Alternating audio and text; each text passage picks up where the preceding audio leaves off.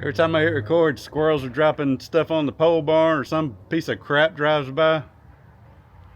So me and Elizabeth went out to the mall last night. It was our 36th. Neither one of us know exactly what day, but our first date was 36 years ago at the Edgewater Mall. And that's where we went last night. And I wore this shirt. You know, I dressed up for it. I wanted to do something nice.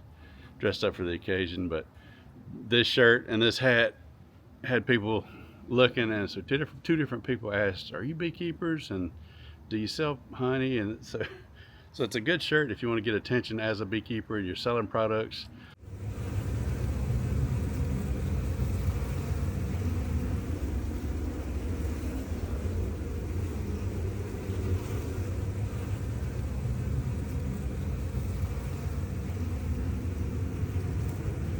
Well, what's becoming of all the beekeepers lately? This year alone, I have bought or bartered for or been given 4 complete beekeeping operations from sideliners. Over the past few years, I've picked up enough that I just don't have room to put it all. I've got 4 trailers full of stuff right now, 2 enclosed trailers and 2 open trailers, and my pole barn's full of stuff. So I'm having to build racks, organize, cull equipment.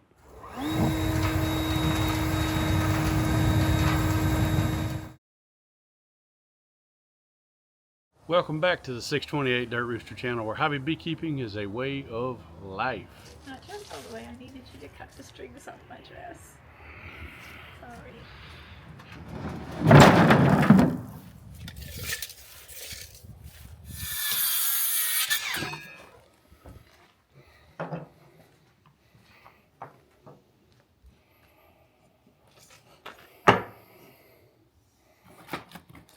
This is some precision cutting there. Look at how. Do you want me building your house? Did you cut those on a miter saw? I did. Didn't realize that I did it that poorly. Are you gonna be a while? No, I needed a flat surface in order to make these uneven board square. I'm not gonna be a while. You got 2 acres. But you're on the table. Why don't you get a 4x4, wrap them around the end of it to hold them square while you nail it? Well, how do I know the 4x4 square? Because I cut them. Well, give me a 4x4.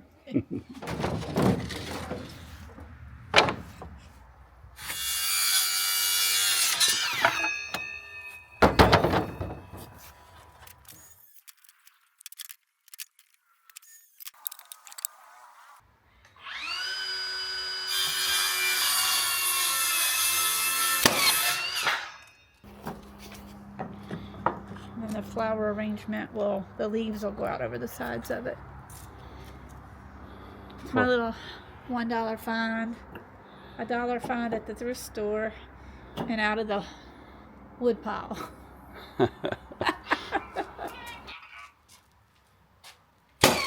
What's up, Johnny boy? Hey, I remember you were talking to Chris Kinzer about making a custom tool for you.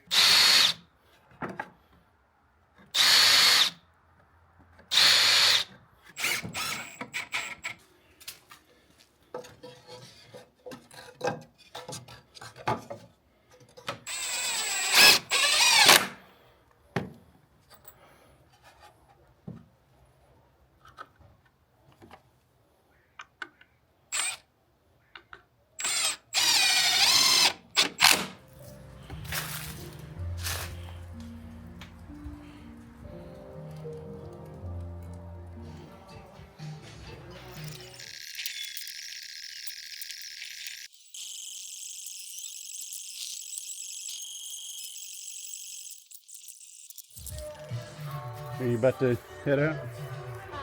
So are you about to head out? Yeah, look at me. Right now I look like Cindy Lou Who.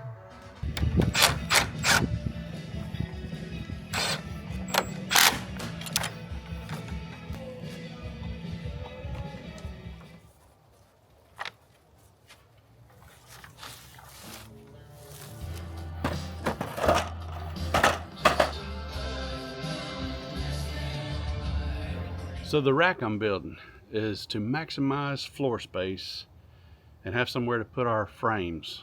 We have acquired, been given and or bought out 3 apiaries this year and a couple last year, and I'm just running out of floor space. I've got equipment, especially woodenware, everywhere, and both of my enclosed trailers are full of stuff.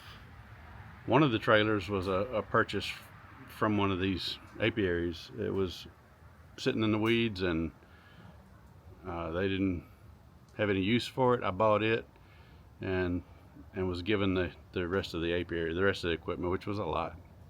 It filled my truck up. I took 3 trips up there, and the last time I brought back the trailer, kind of half full of stuff. So I've got a lot of extra frames and no place to put them, and I need something that is easy to move, doesn't take up a lot of floor space, and I don't know how many frames this rack's going to hold, but it's going to hold a lot of them. Long ways, the thing is 4 foot long, and the width of a frame, the frame rest. It's got 1, 2, 3, 4, 5 shelves on it right now, and a bottom frame that I think I'm going to leave open down at the bottom because I can stick totes and stuff up under it. But that's what's going on with that rack. And this shirt, Randy Southard sent it to me, and I wore it yesterday to the mall, and we stopped at a gas station. Lady at the gas station saw it and wanted to know, do we sell honey? And then another lady at the mall, are you a beekeeper for real?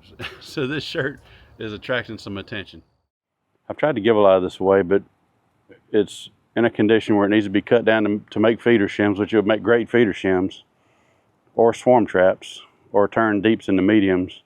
And nobody seems to want to build swarm traps or feeder shims, although they're a valuable commodity, and these are good quality equipment to make them out of. No takers for free equipment. And some of it, matter of fact, a lot of it is still in great shape. Of course, I'm not burning that stuff, but I've offered it to a fair amount of people, and just no takers. So I'm maintaining, tightening up corners, painting equipment, and I'll use it. The average age of a new beekeeper is about my age, in their mid-50s. Consequently, the majority of the beekeeping crowd is older. And I know we all say we're going to keep bees till we die, or we're going to keep bees till we can't do no more. Well, a lot of these people are finding out they're at that age. Some of them are having pretty major health issues. Every one of them has gotten out because of health issues. They can't do it anymore, don't have the help, and going on to do something else different with their life.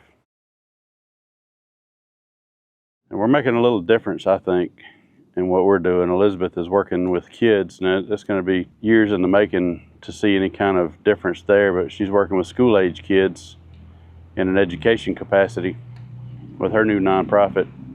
And then, of course, on YouTube, we're reaching out to a lot of younger folks. I'm honored when I hear this, but I can't tell you the amount of people that have come up to me and said, I got into beekeeping because of you. I found you on YouTube, and that's what got me started on the path of beekeeping. That's incredible to me that I'm having an effect like that, because that was not my intent.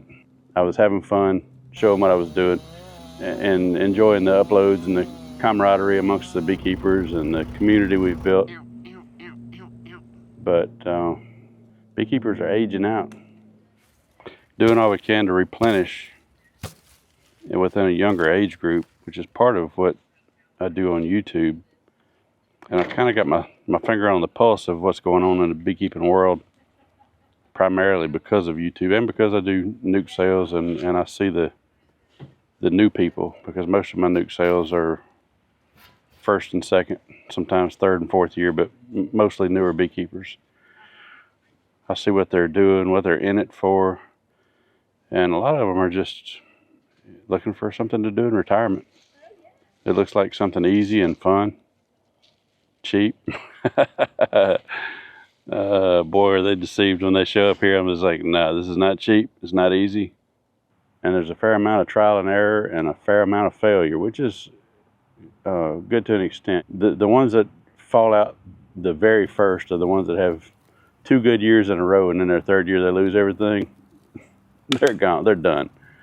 So when somebody gets in it and has a hard year and another hard year and then starts starts figuring it out, if they'll stay in it, those are the ones that really stay with it, and they do well. Real quick, They start understanding animal husbandry and actual beekeeping, not just you had a couple of lucky years. But in all this that I've picked up lately, I've picked up more equipment than I can possibly house, and so I'm having to cull old equipment and build racks to store what's good, what I'm going to keep and what I'm going to use. And some of the stuff is really old. This box that's burning right here is probably a 20-year-old box, if I had to bet. It had a lot of years on a commercial operation before I got it, and I've had it for 4 or 5 years. But a lot of this stuff could be cut down and made into all kinds of stuff. Not just beekeeping equipment, but a lot of stuff. But nobody seems to want to do the work. Now, if I cut it up and made feeder shims and swarm traps and all out of it, boy, they'd be lined up. But, you know, not everybody's got the equipment or the skill set to be laying up a table saw and dodging nails. And if you get into beekeeping, that's something you need to learn. You don't have to, but you need to. You need to learn how to repair equipment. So we're out here in the shop cleaning up, out here in the backyard cleaning up. We've got a bunch of nuke pre-sales to a bunch of young folks. That's encouraging. Like to see a younger crowd coming in. We need some young blood in beekeeping. Right here. Like, please, I look like a dog.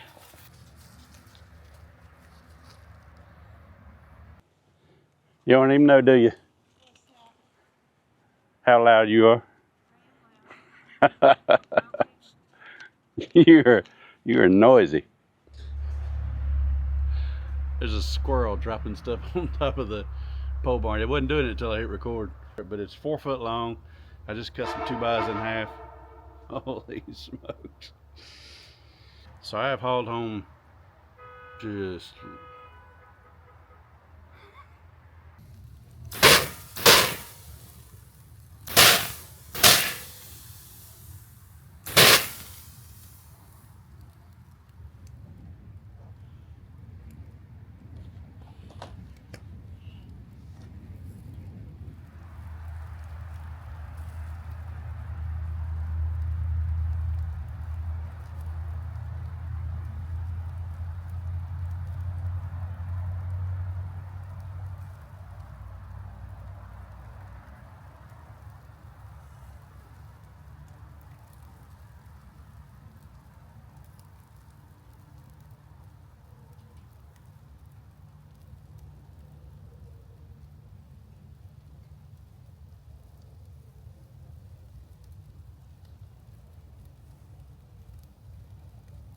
well, I appreciate y'all.